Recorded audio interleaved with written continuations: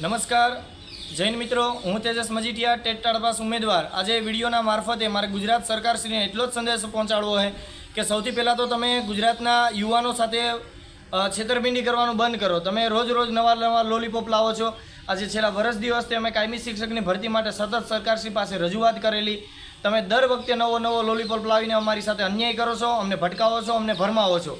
અમે વર્ષ દિવસથી ગઈ 10/7/2023થી લઈને આજે વર્ષ દિવસ થઈ ગયું, તેમ છતાં પણ કાયમી શિક્ષકોની ભરતીનું હજી કોઈ પણ પ્રકારનું હલચલ નથી દેખાતી. કેમ? તમને જ્યારે અમે વર્ષ દિવસ પહેલાં પણ જ્ઞાન સહાયક તમે લાવ્યા, ત્યારે અમે શિક્ષણ મંત્રીને મળવા ગયેલા, ત્યારે શિક્ષણ મંત્રીએ એવું કીધું હતું કે જ્ઞાન સહાયક છે એક વૈકલ્પિક વ્યવસ્થા અને કાયમી ભરતી છે એ ક્રમિક ચાલતી પ્રક્રિયા છે, એ તો સતત ચાલુ જ રહેશે. વર્ષ દિવસ પૂરું થઈ ગયું, તેમ છતાં પણ કાયમી ભરતી માટેનું કોઈ પણ પ્રકારનું ઓફિશિયલ નોટિફિકેશન નથી આવ્યું. અમે ગયા મહિને જ્યારે ગાંધીનગરના ચોકમાં એક સાથે હજારોની સંખ્યામાં ભીડ એકઠા થઈ હતી, ત્યારે અમારા જુસ્સાને શાંત કરવા માટે થઈને તમે 24,700નો પ્રેસ કોન્ફરન્સના માધ્યમથી તમે 24,700ની જાહેરાત પણ કરી.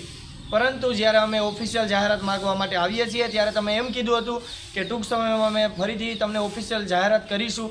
પરંતુ આજે વહેલી સવારે ન્યૂઝપેપરનું કટિંગ જ્યારે જોઈએ છે ત્યારે તો તમે ફરીથી જ્ઞાન સહાયક લાવો છો.